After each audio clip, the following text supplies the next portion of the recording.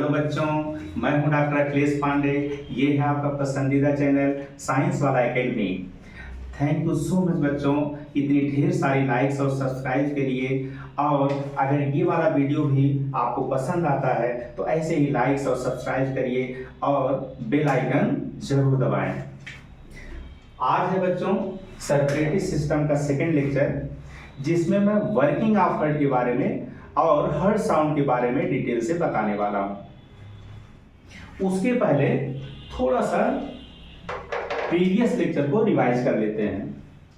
हमने बताया था कि हमारे हार्ट में 4 चैम्बर्स होते हैं, left side left atrium and left ventricle, right side right atrium and right ventricle.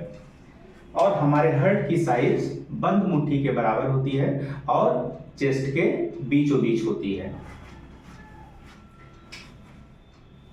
Right side heart का राइट साइड और लेफ्ट साइड एक सेप्टम से सेपरेटेड होता है, ताकि लेफ्ट साइड का ऑक्सीजनेटेड ब्लड और राइट साइड का डीऑक्सीजनेटेड ब्लड आपस में मिक्स न होने पाए।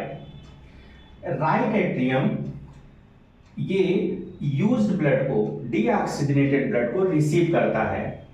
ब्रेन से जो डीऑक्सीजनेटेड ब्लड है वो सुपीरियर वेना कावा के थ्रू राइट एट्रियम में आता है, और पूरे बॉडी पार्ट से, डिफरेंट बॉडी पार्ट से इस्तेमाल हुआ ब्लड, डीऑक्सीजनेटेड ब्लड, वो इंफीरियर वेना कावा के थ्रू राइट एट्रियम में आता है।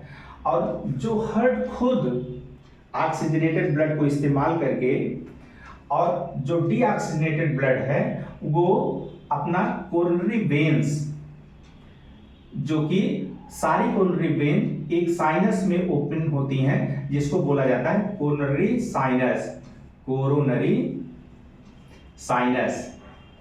और वो साइनस की ओपनिंग इंफीरियर वेना कावा की ओपनिंग के जस्ट नीचे पाई जाती है। तो इस तरीके से हम देख सकते हैं कि राइट एट्रियम में 3 ओपनिंग है, सुपीरियर वेना कावा की, इंफीरियर वेना कावा की और कोरोनरी साइनस की। राइट एट्रियम से डीऑक्सीजनेटेड ब्लड राइट वेंट्रिकल में आता है, फिर राइट वेंट्रिकल से डीऑक्सीजनेटेड ब्लड दोनों फेफड़े में जाता है।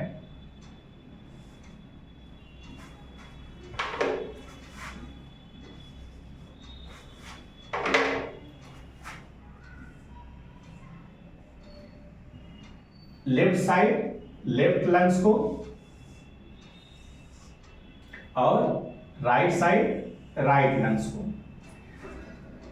ताकि ये लंग्स में जाकर के ऑक्सीजनेट हो जाए, फिर से शुद्ध खून में कन्वर्ट हो जाए, और सारा फिर ऑक्सीजनेटेड ब्लड ये लौट करके लेफ्ट एट्रियम में आता है। लेफ्ट एट्रियम से ये लेफ्ट वेंट्रिकल को, और लेफ्ट वेंट्रिकल जब कंट्रैक्ट करती है तो ये एओर्टा के थ्रू, महाशिरा के थ्रू ये शरीर के डिफरेंट पार्ट को पहुंचा दिया जाता है। ऑक्सीजनेटेड ब्लड ऑक्सीजन को शरीर के विभिन्न अंगों को ऑक्सीजन पहुंचा रहा है, जहां पर बॉडी पार्ट्स ग्लूकोज को ऑक्सीडाइज, उस ऑक्सीजन से ग्लूकोज को ऑक्सीडाइज करते हैं और एनर्जी प्राप्त करते हैं, और उस एनर्जी का उपयोग डिफरेंट बॉडी फंक्शन के लिए किया जाता है।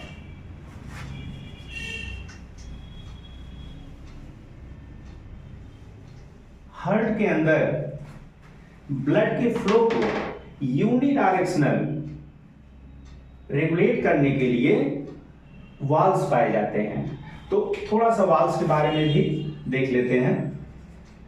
डिफरेंट वाल्व्स हार्ट के कौन कौन से हैं और कहां कहां पाए जाते हैं। सुपीरियर वेना कावा, जो कि ब्रेन से यूज्ड ब्लड को राइट एट्रियम में ला रही है, इसमें एडल्ट में कोई वाल्व नहीं पाया जाता, लेकिन फीटल कंडीशन में एक वाल्व इसमें पाया जाता है जिसका नाम है हार्वेसियन वाल्व। इंफीरियर वेना कावा में एक वाल्व पाया जाता है जिसका नाम है यूस्टेशियन वाल्व, और कोरोनरी साइनस में भी एक वाल्व पाया जाता है जिसका नाम है थीबेसियन वाल्व। और राइट एट्रियम और राइट वेंट्रिकल के बीच में जो सेप्टम होता है उसमें एक वाल्व है जिसका नाम है tricuspid valve, this one. And left atrium और लेफ्ट वेंट्रिकल के बीच में जो वाल्व है उसका नाम है बाइकस्पिड वाल्व, जिसको कि पॉपुलरली माइटल वाल्व के नाम से भी जाना जाता है। इसको हम ऐसे याद कर सकते हैं, बिमला बाइकस्पिड वाल्व और माइटल वाल्व और लेफ्ट साइड। तो लेफ्ट एट्रियम और लेफ्ट वेंट्रिकल के बीच के वाल्व को क्या बोलते हैं, माइटल वाल्व या बाइकस्पिड वाल्व। और पल्मोनरी आर्टरी और एओर्टा दोनों के वाल्व का क्या नाम है, सेमी लूनर वाल्व। ये जो इंटर एट्रियल सेप्टम होता है इसमें एक छोटा सा गड्ढा जिस गड्ढे को क्या बोलते हैं, फोसा, ओवल शेप का एक फोसा पाया जाता है जिसको बोलते हैं फोसा ओवैलिस। आप लोगों ने सुना होगा, जैसे कभी कभी लोग बोलते हैं कि इस बच्चे के दिल में छेद है। वास्तव में ये छेद, ये अगर फोसा ओवैलिस अगर ये जो है बंद ना हो प्रॉपर, क्योंकि ये गड्ढा है, यहाँ पे जो है छेद होने का पॉसिबिलिटी सबसे ज्यादा है।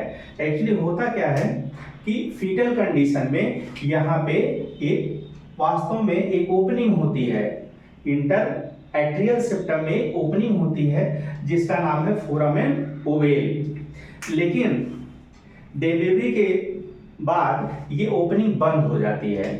अगर ये किसी कारणवश ये ओपनिंग बंद ना हुई और फोसा ओवैलिस ना बना तो उसी को बोला जाता है कि हमारे दिल में छेद है। तो दिल में छेद का मतलब क्या हो गया कि इंटर एट्रियल सेप्टम में अभी भी ओपनिंग है।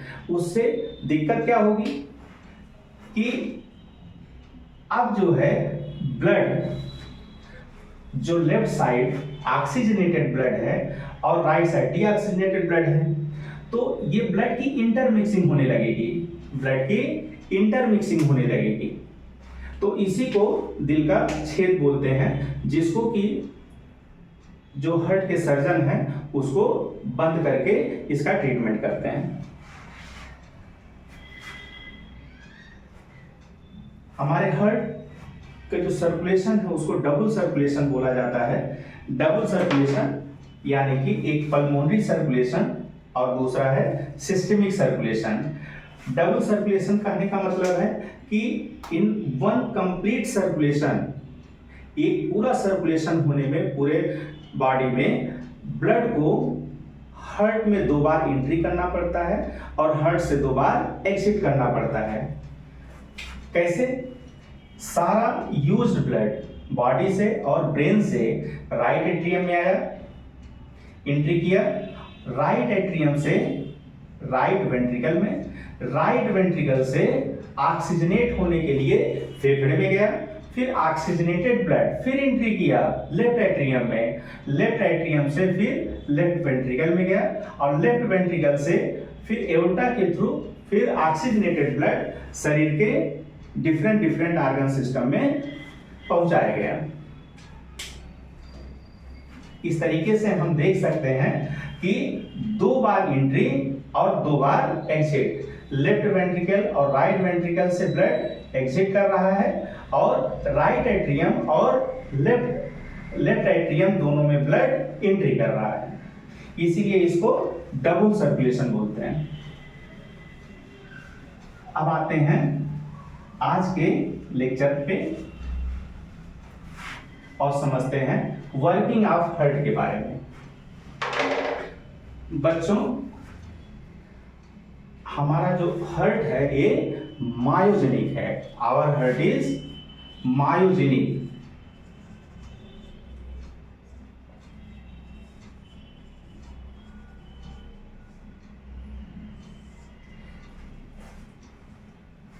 मायोजेनिक का मतलब कि जो हमारी हार्ट बीट है ये मसल्स जनरेट कर रही है, जो कार्डियक मसल्स हैं वहां पे हार्ट बीट के लिए इंपल्स जनरेट होती है। कुछ जैसे कुछ नॉन कार्डियक्स हैं जिसमें न्यूरोजेनिक हार्ट भी पाया जाता है, वहां पे हार्ट बीट को कंट्रोल नर्व्स कर रही हैं। यहाँ पे लेकिन हम लोग का जो ह्यूमन हार्ट है ये मायोजेनिक है। यहाँ पे जो हार्ट बीट है वो कौन कंट्रोल करता है? Muscles, cardiac muscles. जो इंपल्स जनरेट कर रही हैं वो कार्डियक मसल्स हैं।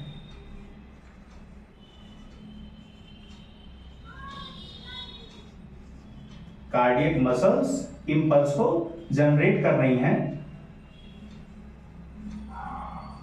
और जिसकी वजह से हमारा हार्ट बीट कर रहा है। और जो हमारा हार्ट है ये इसमें ऑटो रिदमिसिटी पाई जाती है। क्या पाई जाती है? Auto rhythmicity.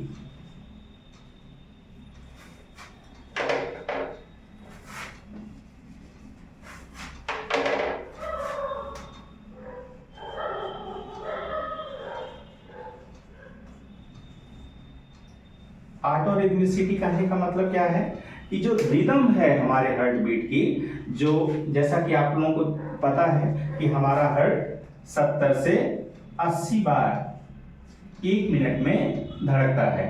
तो ये जो रिदम है हमारे हार्ट बीट की, ये खुद हमारा हार्ट ही कंट्रोल करता है। इसको क्या बोला जाता है? ऑटो। ऑटो मतलब खुद हार्ट ही इसको कंट्रोल करता है। तो rhythm of heart beat is controlled by our heart itself. तो हम कह सकते हैं कि हमारा heart, human heart, auto rhythmicity उसमें पाई जाती है और हमारा हार्ट क्या है? मायोजेनिक है। यानी कि जो हार्ट बीट के लिए इंपल्स जो जनरेट हो रही है वो हमारी हार्ट की मसल्स में जनरेट हो रही है। उसके लिए कोई अलग से नर्व फाइबर्स नहीं है, कुछ स्पेशलाइज्ड कार्डियक टिश्यूज ही हैं जो इंपल्स जनरेट करते हैं, जिसकी वजह से हमारा हार्ट धड़कता है।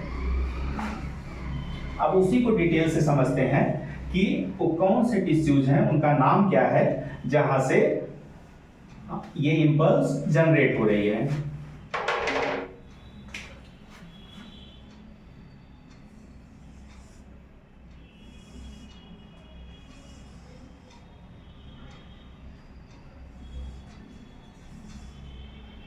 ये है लेफ्ट एट्रियम, ये है लेफ्ट वेंट्रिकल, ये है राइट एट्रियम, ये है राइट वेंट्रिकल।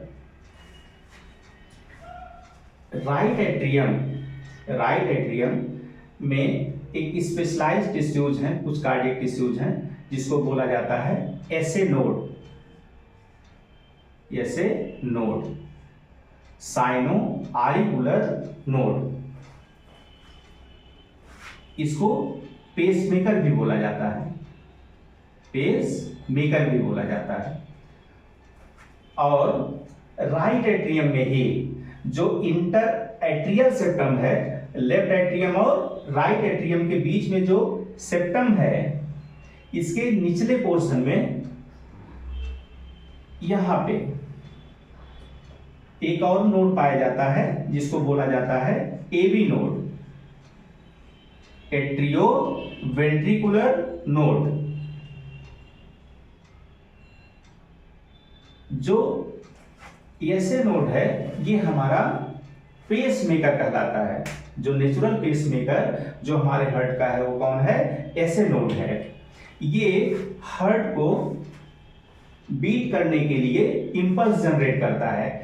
पेस मेकर इसी को क्यों बोलते हैं? पेस मेकर ऐसे नोड को ही क्यों बोलते हैं? इसको हम केमिस्ट्री से समझ सकते हैं। जैसे आप लोगों ने केमिस्ट्री में रिएक्शंस पढ़ी होंगी कि जैसे अगर कोई रिएक्शन 4 स्टेप में हो रही है तो जो स्लोएस्ट जिसका रेट होता है वही रेट ऑफ रिएक्शन को डिसाइड करता है। कहने का मतलब क्या है कि इसका इंपल्स जनरेशन जो रेट है वो सबसे स्लो है। यानी कि अगर ऐसे नोड किसी वजह से डैमेज हो जाता है ऐसे नोड काम करना बंद कर देता है तो एबी नोड को फिर इसके पेस को कंट्रोल करना पड़ता है। तो उस ऐसी कंडीशन में हमारा हार्ट रेट क्या हो जाएगा, बढ़ जाएगा, क्योंकि इसके इंपल्स को जनरेट करने का जो रेट है वो ऐसे नोड की तुलना में हाई है। तो इंपल्स जनरेट सबसे कम रेट में ऐसे नोड करता है, इसीलिए पेस मेकर, पेस को बनाने वाला पेस मेकर किस गति से हार्ट धड़केगा, 1 मिनट में कितनी बार हार्ट धड़केगा, कौन डिसाइड करता है, ऐसे नोड। ऐसे नोड से इंपल्स जनरेट होती है और ये इंपल्स दोनों एट्रियम में फैल जाती है, जिसकी वजह से दोनों एट्रियम कंट्रैक्ट करते हैं। और ऐसे नोड से जो इंपल्स जनरेट हुई ये पहुंचती है एबी नोड तक, एट्रियो वेंट्रिकुलर नोड। और एट्रियो वेंट्रिकुलर नोड से जो इंपल्स जनरेट होती है वो एबी बंडल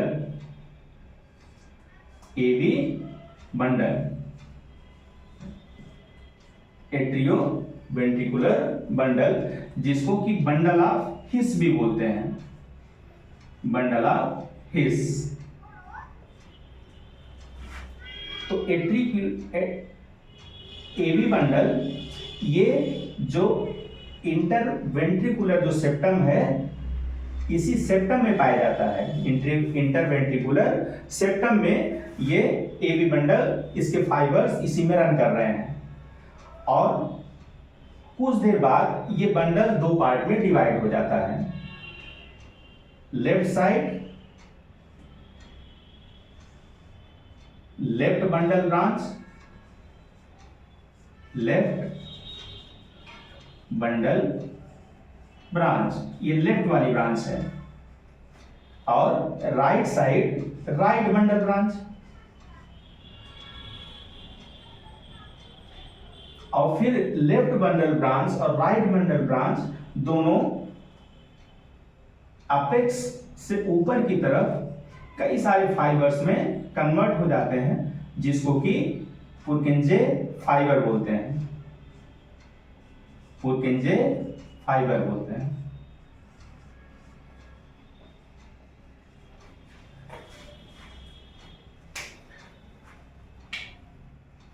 ये जो पूरा कंडक्टिंग सिस्टम है, कंडक्टिंग सिस्टम ऑफ हार्ट, कि कैसे इंपल्स कहां से जनरेट हो रही हैं, हार्ट बीट के लिए इंपल्स कहां से जनरेट हो रही हैं, और वो इंपल्स फिर कहां जा रही हैं, फिर कैसे पूरे हार्ट में फैल रही हैं, उसका एक सरल तरीके से डायग्राम है। ऐसे नोड इंपल्स को जनरेट कर रहा है और ऐसे नोड उस इंपल्स को कहां भेज रहा है, दोनों एट्रियम में, लेफ्ट एट्रियम और राइट एट्रियम में, और वो इंपल्स कहां पहुंच रही है, फिर एबी नोड। एबी नोड को हम पेस सेटर भी बोलते हैं, पेस सेटर। इसका जो काम है वो क्या करता है कि जो इंपल्स आई, जो ऐसे नोड ने इंपल्स को भेजा, उसको एम्प्लीफाई करता है,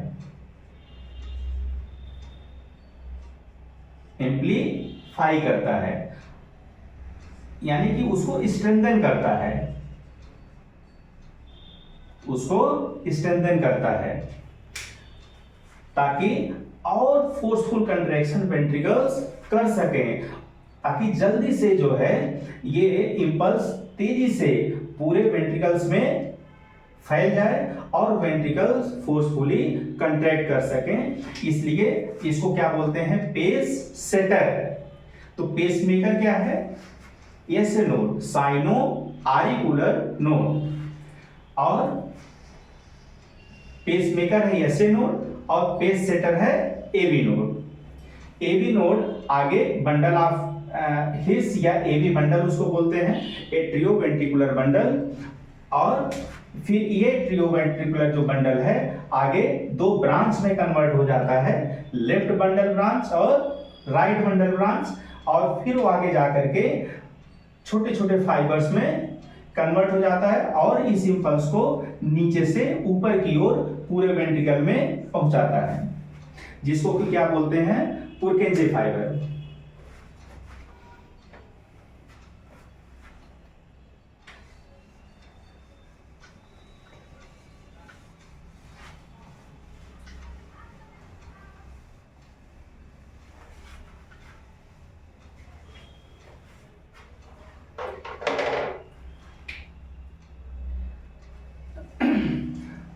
अब थोड़ा सा समझते हैं कार्डियक साइकिल के बारे में।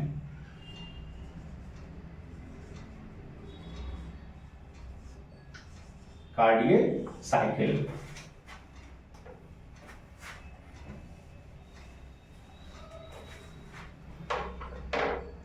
जो पूरा सेट ऑफ इवेंट्स हैं कि कैसे इंपल्स जनरेट होने के बाद पहले कौन कंट्रैक्ट किया, फिर कैसे जो है हार्ट के चैम्बर्स रिलैक्स हुए, फिर वेंट्रिकल्स कंट्रैक्ट की, तो उस पूरे इवेंट्स का जो क्रम है, ठीक है, उसी को क्या बोलते हैं, कार्डियक साइकिल।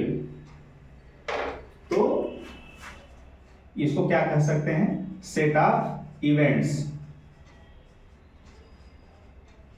ड्यूरिंग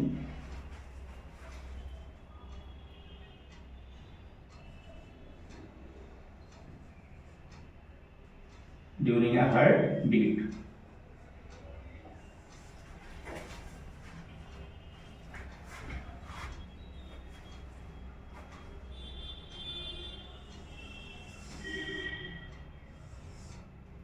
जो कार्डियक साइकिल एक हार्ट बीट वो 0.8 सेकेंड में कंप्लीट होती है, तो हमारा कार्डियक साइकिल का ड्यूरेशन क्या है, 0.8 सेकेंड।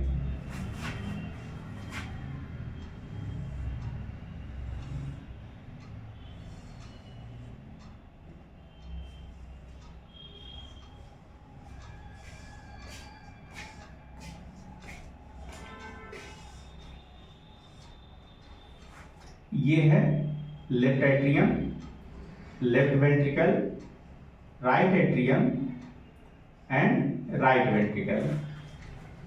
जैसा कि मैंने बताया कि यहाँ पे ऐसे नोड होता है जो कि इंपल्स को जनरेट करता है, ऐसे नोड, और ये इंपल्स यहाँ से दोनों एट्रियम में जाती है और एबी नोड तक पहुँचती है।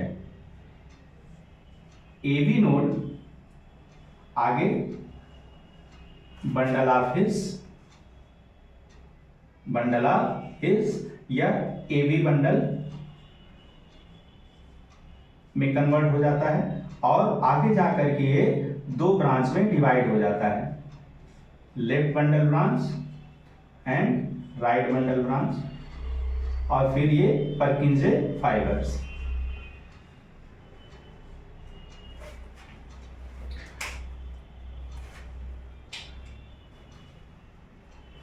सबसे पहले क्या होता है कि ये दोनों एट्रियम और ये दोनों वेंट्रिकल्स रिलैक्स्ड स्टेज में होती हैं। क्या होती हैं, रिलैक्स्ड स्टेज में होती हैं।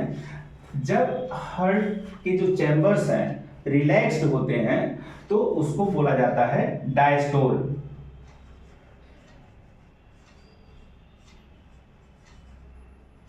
रिलैक्स्ड स्टेज को क्या बोला जाता है, डायस्टोल। और जब हार्ट के चैम्बर्स कंट्रैक्ट करते हैं, ब्लड को बाहर भेजने के लिए कंट्रैक्ट करते हैं, तो उसको बोला जाता है सिस्टोल। तो जब हार्ट के चैम्बर रिलैक्स होंगे तो वहां पे जो ब्लड का प्रेशर है वो लो होगा, और हमेशा कोई भी लिक्विड जैसे ब्लड है, फ्लूइड है, वो हमेशा अपने हाई प्रेशर से लो प्रेशर की तरफ जाता है। तो जब हार्ट के चैम्बर्स रिलैक्स्ड होंगे तो वहां पे ब्लड का प्रेशर उस समय क्या होगा, लो होगा, और जब हार्ट के चैम्बर कंट्रैक्ट कर रहे होते हैं तो उसको बोला जाता है सिस्टोल। तो कंट्रैक्शन को सिस्टोल और रिलैक्सेशन को डायस्टोल। तो जो कार्डियक साइकिल है, एक पूरा कंप्लीट जो हार्ट बीट है वो कितने देर की होती है, कितने ड्यूरेशन की होती है, 0.8 सेकेंड, जिसमें 0.4 सेकेंड ये ज्वाइंट डायस्टोल होता है। ज्वाइंट डायस्टोल क्यों बोल रहे हैं, क्योंकि चारों चैम्बर, दोनों एट्रियम और दोनों वेंट्रिकल, चारों चैम्बर एक साथ डायस्टोल की कंडीशन में होते हैं, मतलब रिलैक्स्ड कंडीशन में होते हैं, इसलिए उसको बोला जाता है ज्वाइंट। मतलब दोनों ज्वाइंट, मतलब राइट एट्रियम भी वेंट्रिकल भी, ये चारों चैम्बर 0.4 सेकेंड के लिए, 0.4 सेकेंड के लिए क्या होते हैं, रिलैक्स्ड फेज में होते हैं, डायस्टोल के फेज में होते हैं। तो जब ये डायस्टोल का फेज होता है, रिलैक्सेशन का फेज होता है हार्ट के चैम्बर्स का, तो उस समय हार्ट में ब्लड की फीलिंग होती है उस समय, क्योंकि हार्ट के अंदर ब्लड का प्रेशर लो है और जो वेन्स हैं जो ब्लड को ला रही हैं, यूज्ड ब्लड को, वो वहां पे ब्लड का प्रेशर ज्यादा, क्योंकि उनके अंदर तो ब्लड भरा हुआ है, तो वो अपना ब्लड, जैसे सुपीरियर वेना कावा और इंफीरियर वेना कावा, ये ब्लड को इसमें राइट एट्रियम में लाएंगे। तो इस समय डायस्टोल के समय हार्ट ब्लड को क्या करता है, रिसीव करता है, ब्लड को रिसीव करता है, और सिस्टोल के समय क्या करता है, बाहर भेजता है।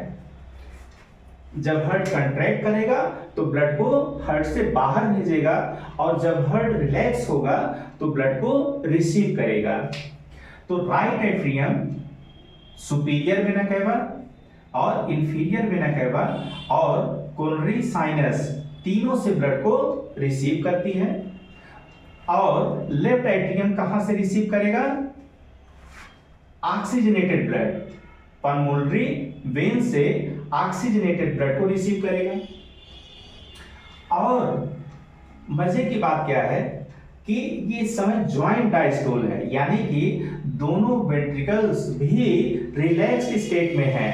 तो होता क्या है कि जो दोनों एट्रियम में, इधर राइट एट्रियम में डीऑक्सीजनेटेड ब्लड आया, लेफ्ट एट्रियम में ऑक्सीजनेटेड ब्लड आया, और ये दोनों ही ब्लड, दोनों तरफ से ब्लड ग्रेविटी की वजह से ये वेंट्रिकल्स में आ गए, क्योंकि ये रिलैक्स्ड है। ठीक है, यहाँ पे जो प्रेशर है, जो ब्लड का प्रेशर है, निगेटिव में है, इसको दोनों तरफ निगेटिव में प्रेशर है। यहां निगेटिव प्रेशर था तो superior vena cava, inferior vena cava और कोरोनरी साइनस का ब्लड आया। इधर निगेटिव प्रेशर था तो पल्मोनरी वेन से ब्लड आया। फिर चूंकि यहां ब्लड कलेक्ट हो गया तो यहां ब्लड का प्रेशर बढ़ गया, तो अब वो ब्लड जो है राइट वेंट्रिकल और लेफ्ट वेंट्रिकल में, लेकिन ये ब्लड कैसे आ रहा है, चूंकि दोनों एट्रिया ऊपर की तरफ होते हैं, वेंट्रिकल्स नीचे की तरफ होते हैं, तो बिना दोनों एट्रियम के कंट्रैक्शन के ही, क्योंकि ये क्या है, डायस्टोल में है, कंट्रैक्ट अभी नहीं कर रहा है, रिलैक्स्ड स्टेट में है, तो बिना एट्रिया के कंट्रैक्शन के ही ये 70% जो ब्लड है, 70% वो ब्लड वेंट्रिकल्स में फिल हो जाता है। तो यानी कि जो राइट वेंट्रिकल और लेफ्ट वेंट्रिकल दोनों में 70% ब्लड बिना एट्रियल कंट्रैक्शन के ही फिल हो जा रहा है। बाकी जो 30% ब्लड बचा वो जब एट्रियल कंट्रैक्ट करेगा तब इसके अंदर आएगा। तो बस अंतर क्या है कि जो 70% ब्लड डायस्टोल के समय, जब वेंट्रिकल भी डायस्टोल में है, वेंट्रिकल जब डायस्टोल में है तो उस समय जो ब्लड की फिलिंग हो रही है वो 70% जो ब्लड की फिलिंग है वो स्लो हो रही है। क्यों? क्योंकि एट्रिया तो कंट्रैक्ट कर ही नहीं रहा। ये जो ब्लड है अपने आप ग्रेविटी की वजह से ऊपर की चीजें नीचे की तरफ, जो फ्लूइड है अपने आप चला जाता है। तो ग्रेविटी की वजह से ही केवल ब्लड नीचे आ रहा है। इस वजह से ये जो ब्लड की फिलिंग है, वेंट्रिकुलर ब्लड की जो फिलिंग है वो क्या है, स्लो है, स्लो फिलिंग है। और ये पूरा जो ज्वाइंट डायस्टोल का जो पीरियड है पूरे कार्डियक साइकिल का 0.4 सेकेंड, मतलब आधा। 0.8 सेकेंड में पूरी कार्डियक साइकिल होती है, जिसका 0.4 सेकेंड ज्वाइंट डायस्टोल में चला जाता है।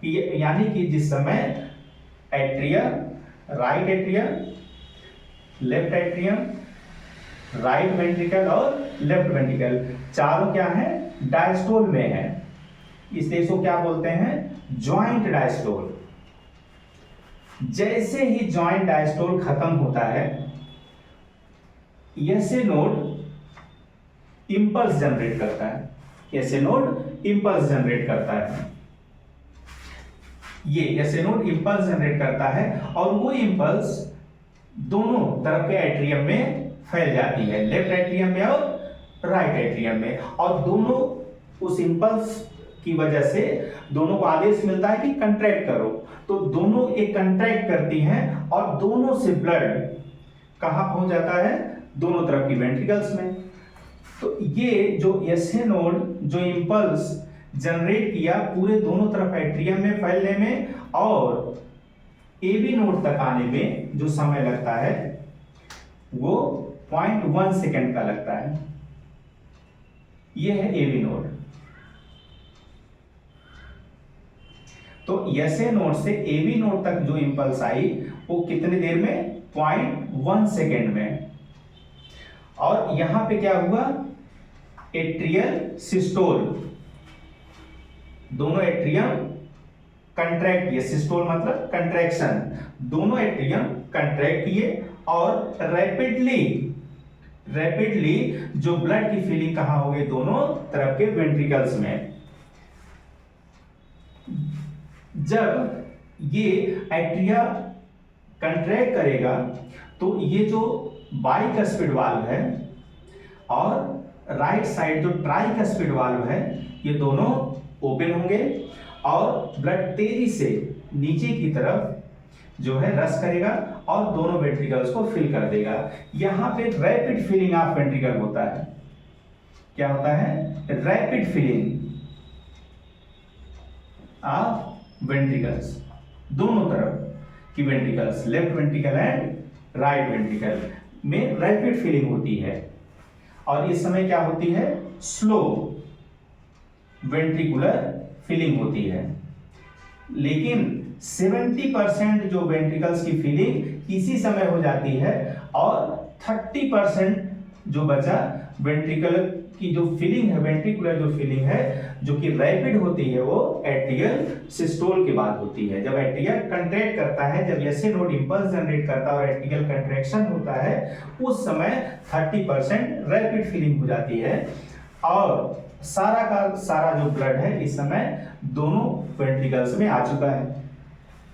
अब एबी नोड इंपल्स को एम्पलीफाई करेगा और इंपल्स को स्ट्रेंथन करेगा और जो कि एट्रियोवेंट्रिकुलर बंडल या बंडल ऑफ हिल्स और बाद में फिर राइट बंडल ब्रांच और लेफ्ट बंडल ब्रांच और पर्किंजे फाइबर्स के थ्रू ये इंपल्स बहुत तेजी से दोनों वेंट्रिकल्स में फैल जाती हैं और फिर दोनों वेंट्रिकल्स कंट्रैक्ट करते हैं।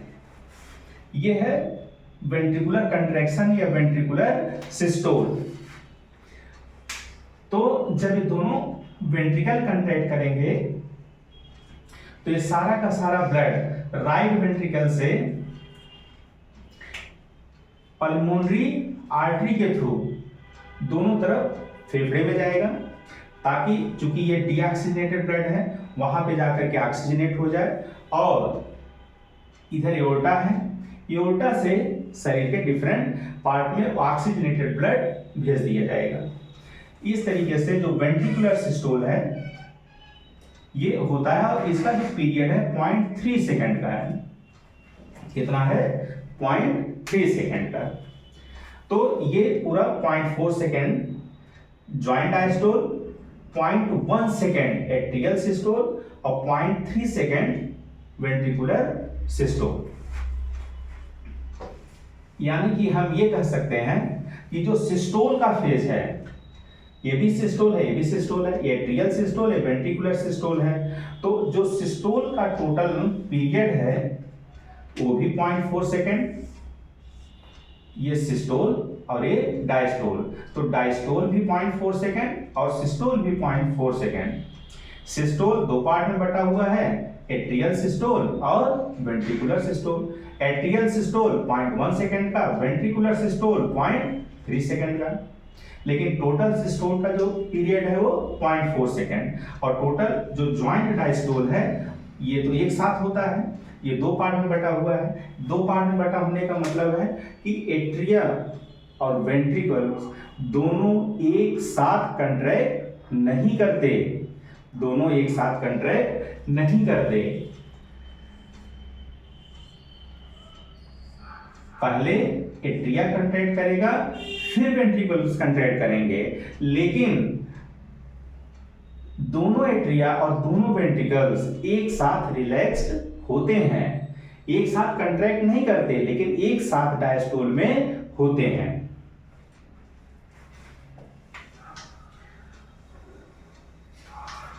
अब आते हैं हार्ट साउंड के बारे में, समझते हैं कि हार्ट साउंड क्या है, हार्ट साउंड कैसे जनरेट होती है।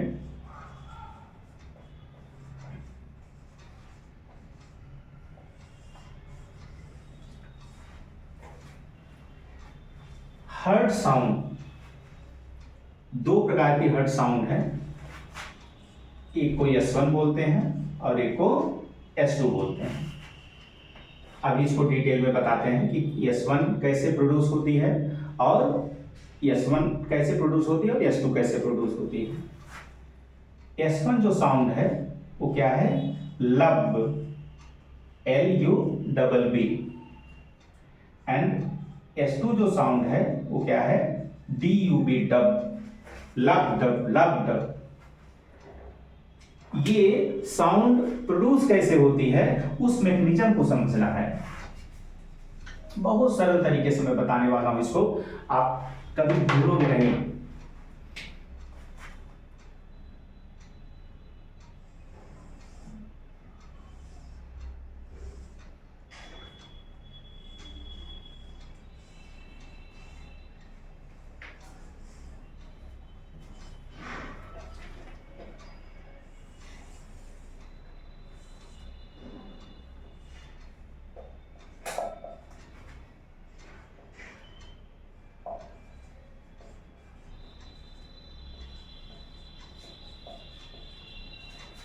इसको मैं कार्डियक साइकिल के थ्रू भी समझाना चाह रहा हूं, और जो वाल्व्स हैं उनके क्लोजिंग कब होती, कैसे होती है, उसके थ्रू समझाना चाह रहा हूं।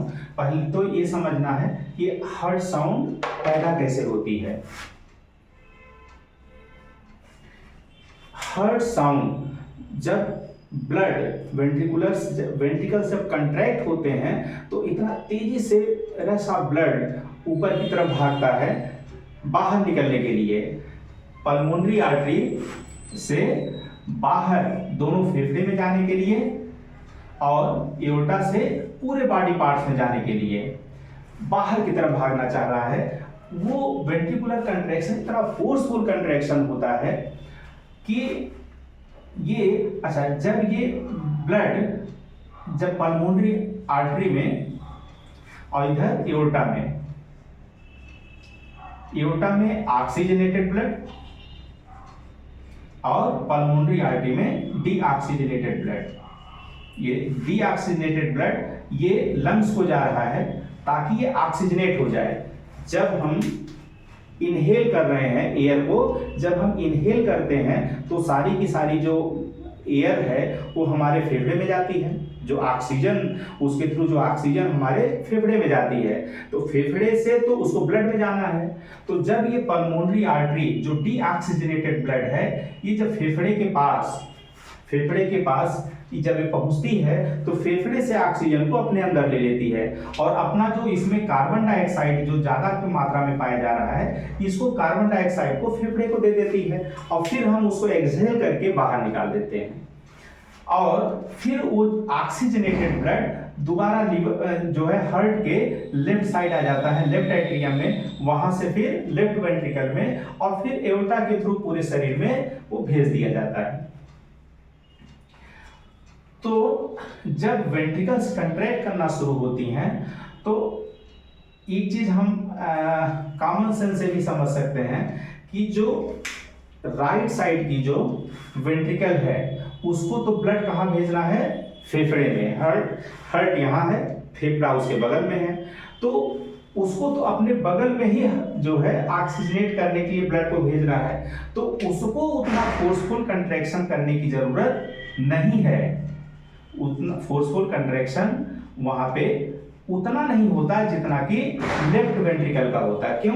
क्योंकि लेफ्ट वेंट्रिकल को तो पूरा ऊपर से लेके नीचे तक डिफरेंट बॉडी पार्ट सबको ब्लड भेजना है, ठीक है, अपने पोजीशन से ऊपर भी भेजना है और पूरे शरीर के हर अंग तक ब्लड को भेजना है। तो इसलिए यहाँ का जो कंट्रैक्शन होता है लेफ्ट वेंट्रिकल का, वो राइट वेंट्रिकल के कंट्रैक्शन से ज्यादा फोर्सफुल होता है। लेकिन फोर्सफुल कंट्रैक्शन दोनों का होता है। तो ये जो ब्लड है, जब राइट वेंट्रिकल जब कंट्रैक्ट कर रहा है तो ये ब्लड ऑक्सीजनेट होने के लिए फेफड़े को जाना है। तो ये ब्लड ये ऊपर की तरफ न चला जाए, यानी कि राइट एट्रियम में न चला जाए, उसके लिए ये जो वाल्व है, वाल्व मतलब दरवाजा, जिसका फंक्शन मैंने बताया था कि वाल्व का काम क्या है कि एक ही साइड केवल ब्लड को भेजता है, दूसरे साइड ब्लड को नहीं जाने देता। तो ये जो वाल्व है इसका जो ये जो ब्लड है राइट एट्रियम से राइट वेंट्रिकल तक तो जाने देता है, लेकिन नीचे का ब्लड ऊपर नहीं जा सकता। वो दोनों वाल्व क्या हो जाते हैं, बंद हो जाते हैं। तो ये जो है राइट वेंट्रिकल कंट्रैक्ट किया तो ब्लड पल्मोनरी आर्टरी से लंग्स को गया। एओर्टा जब कंट्रैक्ट किया तो ये सारा का सारा ऑक्सीजनेटेड ब्लड पूरे बॉडी में गया।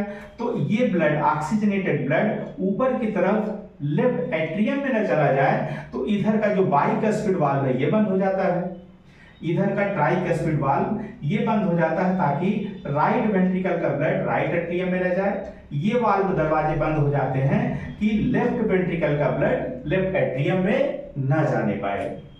अगर इधर चला गया तो क्या होगा, तो एफिशिएंसी हार्ट की कम हो जाएगी। ये ऑक्सीजनेटेड ब्लड तो पूरे शरीर को जाना है, पता चला कि उसका कुछ परसेंटेज ऊपर लेफ्ट एट्रियम में ही चला गया, और इधर का डीऑक्सीजनेटेड ब्लड ऑक्सीजनेट होने के लिए फेफड़े को जाना है, उसका कुछ परसेंटेज ब्लड राइट एट्रियम में चला गया, तो ये ऑक्सीजनेट नहीं हो पाएगा। और ये ऑक्सीजनेटेड ब्लड अगर ये ऊपर चला गया तो ऑक्सीजनेटेड ब्लड जो पूरे शरीर और ब्रेन को पहुंचना है उसकी मात्रा घट जाएगी। तो इन दोनों वाल्व का, इन दोनों दरवाजों का बंद होना जरूरी है। तो जैसे ही वेंट्रिकल्स कंट्रैक्ट करना शुरू करती हैं, at the start of ventricular contraction, जैसे ही वेंट्रिकल्स कंट्रैक्ट करना स्टार्ट ही करती हैं कि दोनों ये वाल्व, बाइकस्पिड वाल्व और ट्राइकस्पिड वाल्व, दोनों ही बंद हो जाते हैं, ताकि ब्लड ऊपर की तरफ ना भागे, ये राइट वेंट्रिकल से जो है पल्मोनरी आर्टरी के थ्रू फेफड़े में ही जाए और ऑक्सीजनेटेड ब्लड एओर्टा से केवल डिफरेंट बॉडी पार्ट्स को जाए। तो ये जो बाइकस्पिड वाल्व और ट्राइकस्पिड वाल्व का जो क्लोजर है, जो ये वाल्व बंद हो रहे हैं, ठीक है, इन्हीं के बंद होने से और जो रसा ब्लड है उसका जो साउंड जनरेट होता है बाइकस्पिड वाल्व और ट्राइकस्पिड वाल्व के क्लोजर से जो साउंड जनरेट होता है वही है यशवन साउंड। क्या है? फर्स्ट हर्ट साउंड, जो कि क्या है? लब। ये LOV वाला लब नहीं है, ये क्या है? लब। अब S2 साउंड पे आते हैं। S2 साउंड कैसे जनरेट होती है? At the end of ventricular contraction, at the end of ventricular contraction,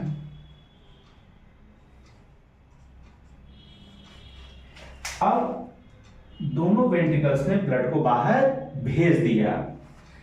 right ventricle ने पल्मोनरी आर्टरी के थ्रू बाहर ब्लड को भेज दिया और लेफ्ट वेंट्रिकल ने एओर्टा के थ्रू ब्लड को बाहर भेज दिया। तो अब यहां का ब्लड तो बाहर चला गया, तो यहां ब्लड का प्रेशर क्या हो गया, कम हो गया, ब्लड है ही नहीं तो ब्लड का प्रेशर भी कम हो गया है। लेकिन पल्मोनरी आर्टरी और एओर्टा में तो ब्लड है, वहां ब्लड का प्रेशर, जाहिर सी बात है कि यहाँ दोनों वेंट्रिकल के प्रेशर से वहां ब्लड का प्रेशर क्या होगा, ज्यादा होगा। और कोई भी फ्लूइड हमेशा हाई प्रेशर से लो प्रेशर की तरफ आने की कोशिश करता है। तो ये जो जाता हुआ ब्लड है वो नीचे आने की कोशिश करेगा, ग्रेविटी की वजह से ये तो ऊपर की डायरेक्शन में से जा रहा, तो नीचे आने की कोशिश करेगा। तो यहाँ के जो वाल्व हैं, जो दोनों तरफ के सेमी लूनर वाल्व हैं, इधर पल्मोनरी आर्टरी का सेमी लूनर वाल्व और एओर्टा का सेमी लूनर वाल्व, ये दोनों ही दरवाजे बंद हो जाते हैं। भाई तुमको हम नीचे नहीं आने देंगे, तुमको ऊपर ही जाना है। अगर तुम नीचे आ गए तो फिर हमारी एफिशिएंसी, जो हमारी मेहनत है, तो खत्म हो जाएगी। हम तुमको भेज रहे हैं ऑक्सीजनेट करने के लिए, और लेफ्ट वेंट्रिकल का हम तुमको भेज रहे हैं पूरे बॉडी तक पहुंचाने के लिए। तुम ऑक्सीजनेटेड ब्लड हो, पूरे बॉडी को तुम्हारी जरूरत है, नीचे तुम नहीं आ सकते। तो ये दोनों तरफ के जो सेमी लूनर वाल्व है, दोनों क्या हो जाते हैं, बंद हो जाते हैं। तो दोनों तरफ के सेमी लूनर वाल्व के बंद होने की वजह से जो साउंड जनरेट होती है हार्ट में, उसी को बोलते हैं डब। तो pulmonary semi lunar valve and aortic semi lunar valve, दोनों के क्लोज होने से जो साउंड जनरेट हुई वो क्या है, ढब, यानी कि सेकेंड हर्ट साउंड। तो पहले तो ये चीज क्लियर हो गया कि दोनों ही हर्ट साउंड, चाहे वो S1 हो और चाहे वो S2 हो, दोनों का संबंध कहां से है, वेंट्रिकुलर कंट्रैक्शन से। वेंट्रिकुलर कंट्रैक्शन के स्टार्टिंग में S1 हर्ट साउंड पैदा होती है और वेंट्रिकुलर कंट्रैक्शन के एंड में S2 हर्ट साउंड पैदा होती है। यानी कि अगर हम कार्डियक साइकिल में देखना चाहें तो ये दोनों ही हर्ट साउंड S1 और S2 किसमें है, वेंट्रिकुलर सिस्टोल के समय। मतलब ये जो 0.3 सेकेंड का जो पीरियड है वेंट्रिकुलर सिस्टोल का, इसी में दोनों हर्ट साउंड पैदा होती हैं। यहाँ पे स्टार्ट में S1 ऐसे बना सकते हैं और एंड में S2 ऐसे बना सकते हैं।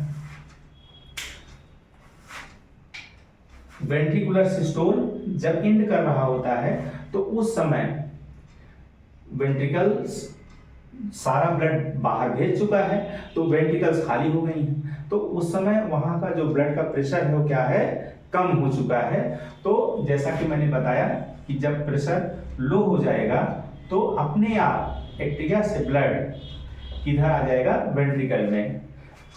यानी कि ये जॉइंट डायस्टोल का वही पीरियड है।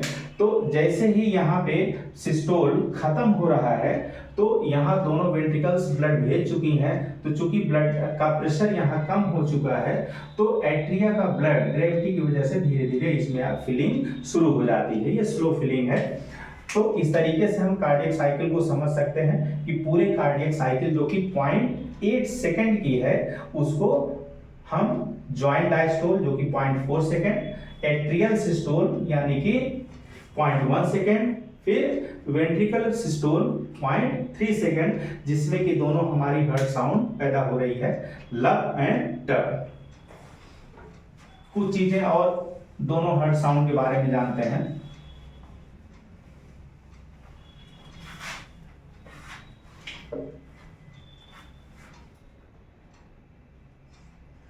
लब S1 है और डब ये S2 है, सेकेंड हर्ट साउंड है। ये लाउडर होती है।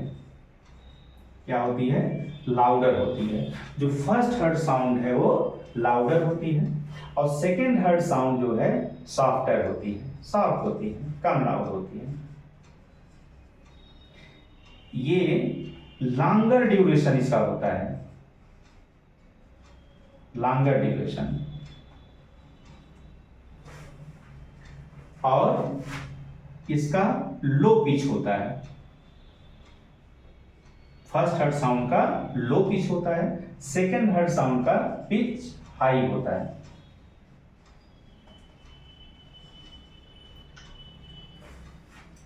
पिच और लाउडनेस दोनों डिफरेंट चीजें हैं। जैसे आपने पढ़ा भी होगा फिजिक्स में कि फीमेल्स की जो वॉइस है उनकी पिच हाई होती है, जबकि लाउड मेल्स की वॉइस होती है, लेकिन पिच हाई फीमेल्स की वॉइस की होती है। तो जो फर्स्ट हर्ट साउंड है लब, ठीक है, एल, एल से ऐसे याद कर सकते हैं, louder, lasting longer and low pitch, L L L. और जो सेकेंड हर्ट साउंड है डब, जिसका पिच हाई होता है और वो सॉफ्टर साउंड है। यस1 पैदा हुआ माइट्रल वाल्व और ट्राइकस्पिड वाल्व, या इसको बाइकस्पिड एंड ट्राइकस्पिड वाल्व के क्लोजर से। यस2 जो साउंड पैदा हुई वो पल्मोनरी सेमी लूनर वाल्व और एओर्टिक सेमी लूनर वाल्व के क्लोजर से। तो ये जो हमारा हार्ट धक धक करता है वो वास्तव में धक धक नहीं है, क्या है, अब आपको क्लियर हुआ होगा, वो वास्तव में क्या है, लब डब। लब डब, लब डब, जो लब साउंड है वो लाउडर है और जो डब साउंड है, सेकेंड हर्ट साउंड है, वो सॉफ्टर है। इसको क्लियरली ऐसे भी समझ सकते हैं, उसको रटने की जरूरत नहीं है, समझने की जरूरत है कि जब ये वाल्व बंद हो रहे हैं, मतलब जब एट्रियल कंट्रैक्शन स्टार्ट हो रहा है, उसमें इतना फोर्सफुल कंट्रैक्शन होता है क्योंकि उस दोनों वेंट्रिकल्स को ब्लड बाहर भेजना है, दोनों वेंट्रिकल्स को ब्लड बाहर भेजना है, इतना फोर्सफुल कंट्रैक्शन होता है कि ये वाल्व बड़ी तेजी से बंद होते हैं। तो ऐसे ही हम समझ सकते हैं कॉमन सेंस से कि ये साउंड क्या होगी, ज्यादा लाउडर होगी। और जब दोनों सेमी जो लूनर वाल्व हैं, पल्मोनरी आर्टरी और एओर्टा के, वो तो तब बंद हो रहे हैं जब ब्लड बाहर जाता हुआ ब्लड नीचे ना आने पाए, इस वजह से बंद हो रहे हैं। तो वो ज्यादा लाउड हो ही नहीं सकते, लेकिन उसकी पिच ज्यादा होती है। इसको याद रखना है क्योंकि ये पूछा जा सकता है एग्जाम में कि ज्यादा पिच किसकी ज्यादा होती है और कौन लाउडर है।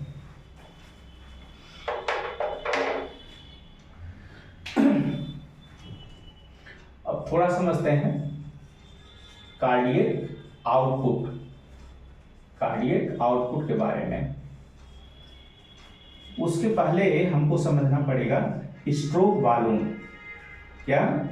Stroke volume. स्ट्रोक वॉल्यूम क्या है? एक हार्ट बीट के दौरान, एक हार्ट बीट जब वेंट्रिकल्स जब कंट्रैक्ट कर रही हैं तो वेंट्रिकल से, दोनों वेंट्रिकल से कितना ब्लड बाहर जा रहा है, एक हार्ट बीट के दौरान कितना ब्लड बाहर जा रहा है, वो क्या है, 70 ml, 70 ml ब्लड एक हार्ट बीट में बाहर जाता है।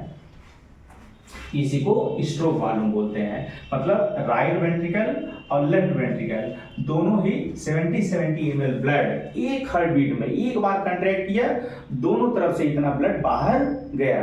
राइट वेंट्रिकल ने डीऑक्सीजनेटेड ब्लड को शुद्ध होने के लिए फेफड़े को भेजा और लेफ्ट वेंट्रिकल ने ऑक्सीजनेटेड ब्लड को पूरे डिफरेंट बॉडी पार्ट को भेजा। इसी को स्ट्रोक वॉल्यूम बोला जाता है। ये पूछा जा सकता है एग्जाम में। कार्डियक आउटपुट क्या है?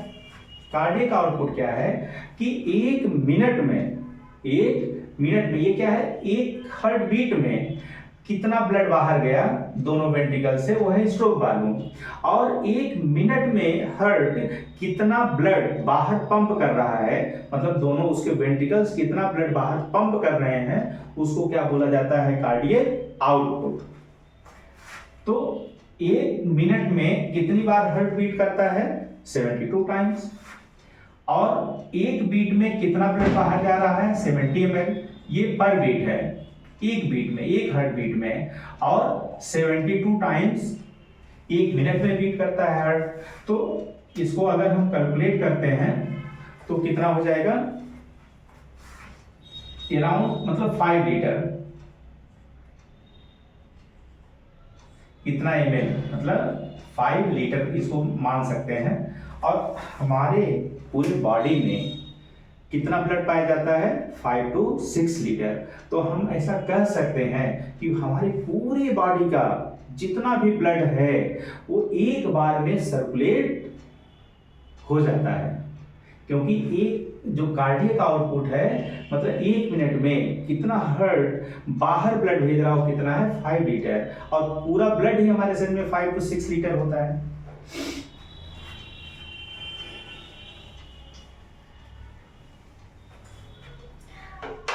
अब लास्ट में आते हैं regulation of heart beat. Regulation of heart beat कि हार्ट बीट रेगुलेट कैसे की जाती है। एक था generation of heart beat, heart beat को जनरेट कौन कर रहा है? वो हमने बताया वो हार्ट खुद करता है, अपने हार्ट बीट को हार्ट खुद जनरेट करता है और उसको जो है उसमें ऑटो रिदमिसिटी भी पाई जाती है कि मतलब जो 70 से 80 बार वो जो हार्ट बीट जो है पर मिनट जो हार्ट की है उसको वो खुद जो है कंट्रोल भी कर रहा है। लेकिन हार्ट बीट को भी रेगुलेट किया जाता है और वो हार्ट बीट कौन रेगुलेट करता है? Regulation of heart beat. Regulation of heart beat को हम 2 पार्ट में डिवाइड कर सकते हैं। एक नर्वस रेगुलेशन, नर्वस सिस्टम जो रेगुलेट कर रहा है हमारा ब्रेन, नर्वस रेगुलेशन। दूसरा हार्मोनल रेगुलेशन।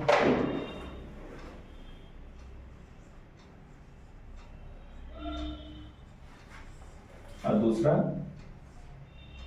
Hormonal regulation.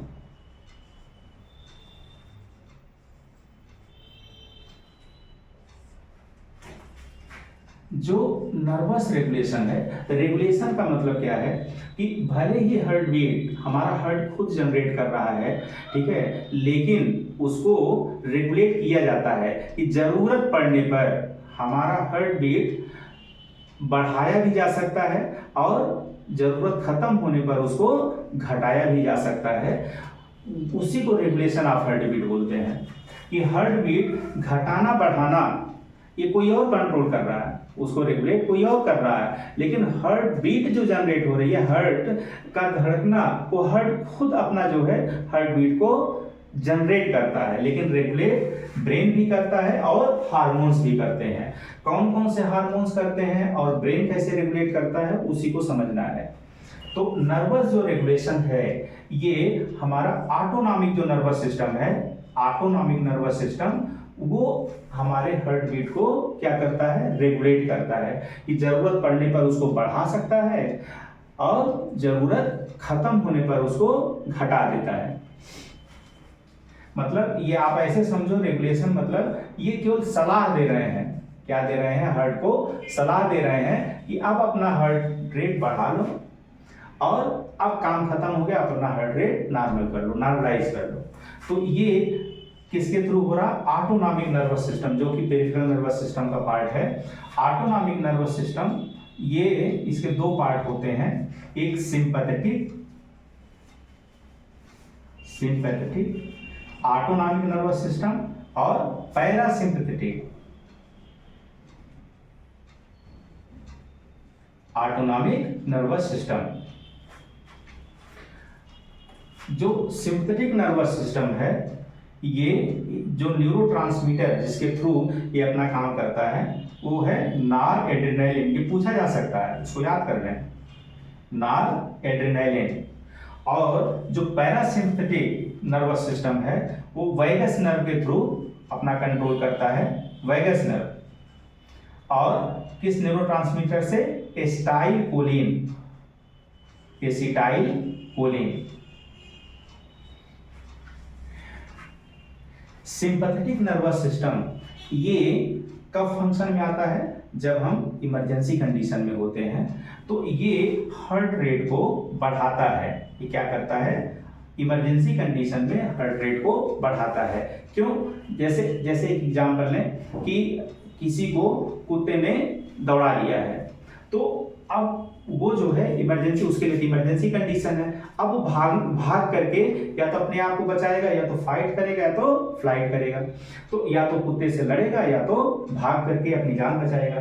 तो इमरजेंसी कंडीशन में अब जैसे उसको भागना है सपोज करो, तो भागते समय हमारे हाथ और पैर की मांसपेशियां दोनों वर्क करेंगी, स्पेशली पैर की। तो जब कहीं भी वर्क हो रहा है तो उसके लिए क्या चाहिए? एनर्जी। और एनर्जी कैसे मिलेगी? ग्लूकोज के ऑक्सीडेशन से। मतलब ग्लूकोज भी चाहिए और ऑक्सीजन भी चाहिए। ग्लूकोज और ऑक्सीजन बॉडी के डिफरेंट पार्ट्स में कौन पहुंचाएगा? हार्ट। तो हार्ट रेट बढ़ाना पड़ेगा ताकि जल्दी जल्दी सर्कुलेशन हो, जल्दी जल्दी जहां पे आवश्यकता है ऑक्सीजन की और ग्लूकोज की एनर्जी प्रोडक्शन के लिए जहां पर आवश्यकता है वो तेजी से सर्कुलेट हो, तो हार्ट रेट को क्या होना पड़ेगा? बढ़ना पड़ेगा। तो सिंपैथेटिक नर्वस सिस्टम हमको क्या करता है? इमरजेंसी कंडीशन को हैंडल करने के लिए हमको मदद करता है। पैरासिम्पैथेटिक नर्वस सिस्टम क्या करता है? जब इमरजेंसी खत्म हो गई, जैसे हमने कुत्ते को भगा दिया या हम जो है खुद छुप गए, तो जब इमरजेंसी खत्म हो गई तो जो बढ़ा हुआ हार्ट रेट है वो फिर से नॉर्मलाइज हो जाए। वो क्या हो? फिर से नॉर्मलाइज हो जाए। अब ये पैरासिम्पैथेटिक नर्वस सिस्टम उसके लिए जो है सामने आता है, और वो किसके थ्रू काम करता है? Vagus nerve. और न्यूरोट्रांसमीटर कौन है? एसिटाइलकोलिन। तो ये क्या करेगा? हार्ट रेट को घटाएगा। इसे ये नहीं गलत समझ लेना है, ये नॉर्मल हार्ट रेट को घटा देगा। ये इमरजेंसी कंडीशन के समय जो हार्ट रेट बढ़ा था केवल उसको नॉर्मलाइज करेगा। तो जो है जो पैरासिम्पैथेटिक नर्वस सिस्टम है वो हार्ट रेट को घटाता है और sympathetic nervous system heart rate को बढ़ाता है। हार्मोनल रेगुलेशन पे आते हैं। कौन कौन से हार्मोन्स हार्ट रेट को या हार्ट बीट को रेगुलेट करते हैं? वो है adrenaline, noradrenaline,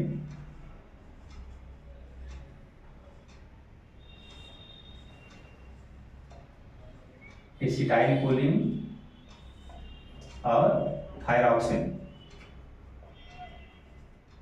thyroid hormone. Adrenaline और नॉरएड्रेनालिन ये एड्रिनल ग्लैंड, रीनल मतलब किडनी, एड मतलब उसके ऊपर। तो एड्रिनल जो ग्लैंड्स होती हैं हमारे दोनों तरफ की किडनी के ऊपर पाई जाती हैं, इसलिए उनका नाम है एड्रिनल ग्लैंड। तो एड्रिनल ग्लैंड्स ये दोनों हार्मोन्स को सेपरेट करती हैं, एड्रेनालिन हार्मोन और नॉरएड्रेनालिन हार्मोन। इनको इमरजेंसी हार्मोन भी बोला जाता है। दोनों को क्या बोला जाता है? Emergency hormone.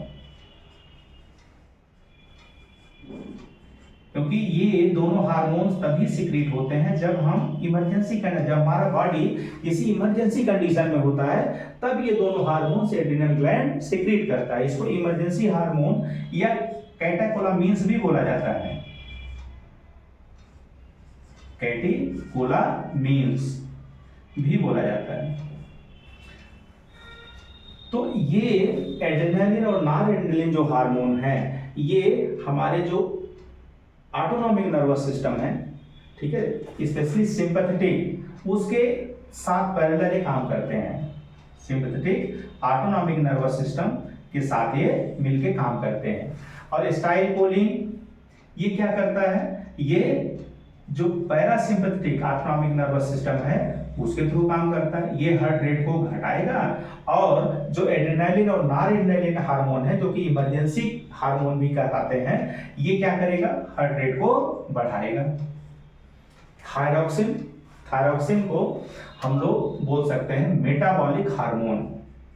ये हमारे जो बेसल मेटाबॉलिक रेट है उसको ये कंट्रोल करता है। मेटाबॉलिक हार्मोन भी इसीलिए इसको बोला जाता है BMR, बेसल मेटाबॉलिक रेट। तो बेसल मेटाबॉलिक रेट जब हाई होगा, जब बेसल मेटाबॉलिक रेट हाई होगा तो हमारा हार्ट रेट हाई होगा। बेसल मेटाबॉलिक रेट जब लो होगा तो हमारा हार्ट रेट भी लो हो जाएगा। तो ये थायरॉक्सिन हार्मोन को इसलिए क्या बोलते हैं, मेटाबॉलिक हार्मोन।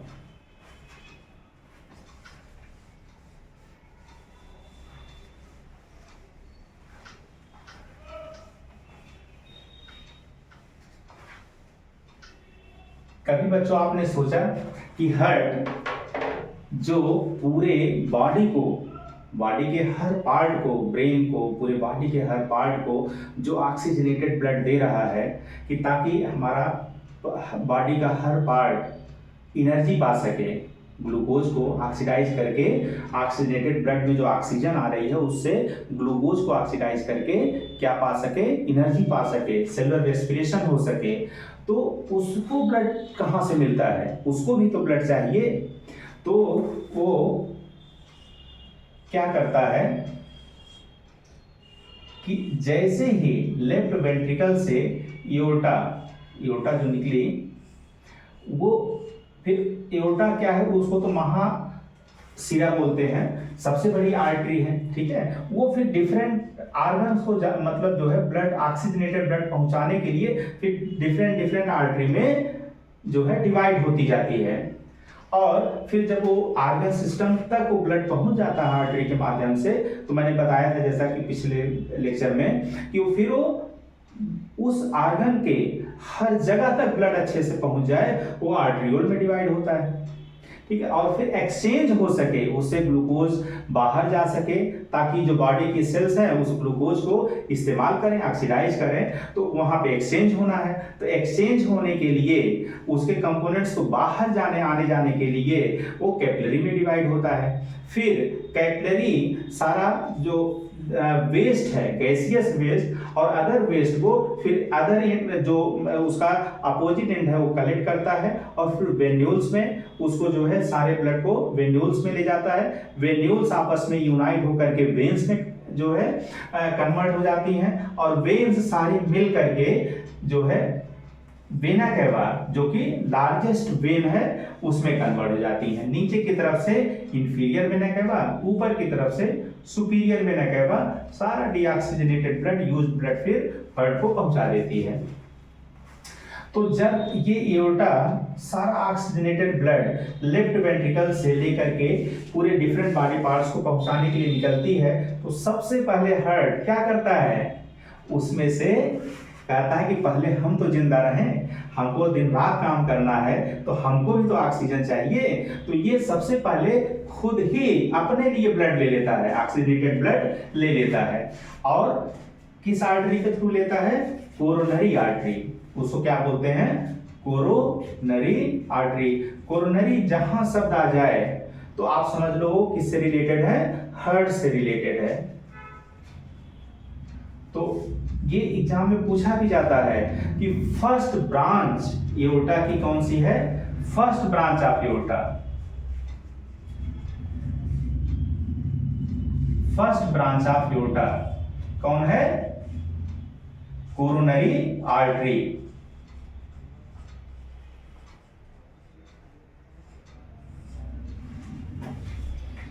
और लास्ट में एक क्वेश्चन के साथ इस लेक्चर को हम एंड कर रहे हैं कि अगर आपसे ये पूछा जाए कि फेफड़े को ऑक्सीजनेटेड ब्लड कहां से मिलता है, हमारे लंग्स को भी तो ऑक्सीजन की जरूरत है, तो हमारे लंग्स को ऑक्सीजनेटेड ब्लड कहां से मिलता है,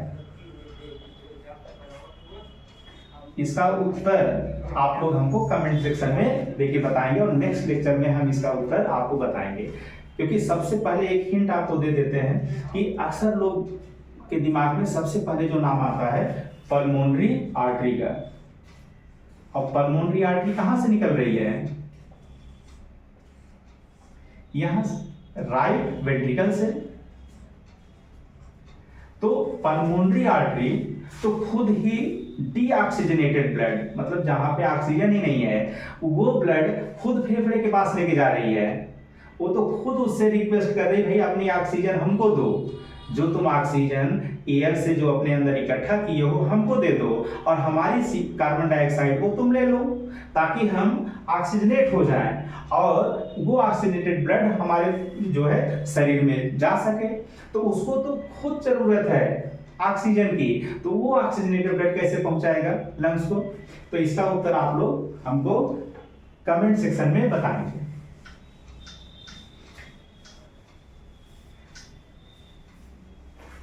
एक चीज और बच्चों, अभी आप लोगों का जो है बोर्ड का एग्जाम भी आने वाला है और बच्चों के जिनके बोर्ड के एग्जाम नहीं उनके एनुअल एग्जाम भी आने वाले हैं। तो अगर आप लोगों को कोई पर्टिकुलर टॉपिक, कोई पर्टिकुलर लेक्चर आपको जो कठिन लगता हो कि मतलब इसको हमको सरल तरीके से बता दिया जाए, तो हमको कमेंट करके जरूर बताइए, तो हम उस लेक्चर को हम पहले ले लेंगे। और एक चीज हमारी तरफ से, आप लोगों का इतना प्यार जो मिल रहा है, जो इतना वीडियोस को आप लोग लाइक कर रहे हो, सब्सक्राइब कर रहे हो, ये 400 के ऊपर सब्सक्राइबर्स हो गए हैं। और जैसे ही ये 1 के सब्सक्राइबर हो जाएंगे तो एक हमारी तरफ से एक स्पेशल वीडियो जो है अब मैं लोड करूंगा, वो होगा कि टिप्स मैं बताऊंगा कि हमको कैसे पढ़ना चाहिए, हमको कैसे चीज़ों को रिवीजन करना चाहिए और बेस्ट तरीका क्या है कि हम किस तरीके से पढ़ें कि हम मैक्सिमम चीज़ें हम जो है हमको लंबे समय तक याद रहें। क्योंकि हमारी जो मेमोरी है वो शॉर्ट टर्म की भी मेमोरी होती है और लॉन्ग टर्म की भी मेमोरी होती है। शॉर्ट टर्म की मेमोरी मतलब कि बहुत कम ही समय में हम उसको भूल जाएंगे, और लॉन्ग टर्म की मेमोरी मतलब कि वो लंबे समय तक हमारी याददाश्त में बना रहेगा। तो उसी समय में अपनी मेमोरी को इनहेंस कैसे हम कर सकते हैं उसका भी तरीका बताऊंगा। और कुछ तरीके ऐसे हैं कि हम फर्स्ट टाइम में ही लॉन्ग टर्म मेमोरी में चीज़ों को भेज सकते हैं। तो क्या तरीके हैं उस लेक्चर में मैं बताऊंगा, और अपनी मेमोरी को कैसे हम बढ़ा सकते हैं वो मैं बताऊंगा, और रिवीजन का क्या साइंटिफिक बेस्ट तरीका है कि हमको रिवीजन कैसे करना है। ऐसा नहीं है कि कोई हम अच्छा काम करें तो हमेशा अच्छा रिजल्ट मिलेगा, जब तक कि उसको अच्छे तरीके से ना किया जाए हमको अच्छा परिणाम नहीं मिलेगा। तो बेस्ट तरीका क्या है रिवीजन का कि ताकि वो हम जो है हमको उसका बेस्ट फायदा मिले, ठीक है, वो उस लेक्चर में मुझे बताना है आप लोगों को। और हम शॉर्ट टर्म मेमोरी, अगर जैसे मैक्सिमम टाइम क्या होता है हम पढ़ते जाते हैं और उसकी जो मेमोरी होती है शॉर्ट टर्म में जाती है, तो हम शॉर्ट टर्म मेमोरी को कैसे लॉन्ग टर्म मेमोरी में कन्वर्ट कर सकते हैं उसका भी तरीका है, वो मैं आप लोगों को बताऊंगा। और इसी के साथ आज का लेक्चर मैं समाप्त करता हूं। धन्यवाद।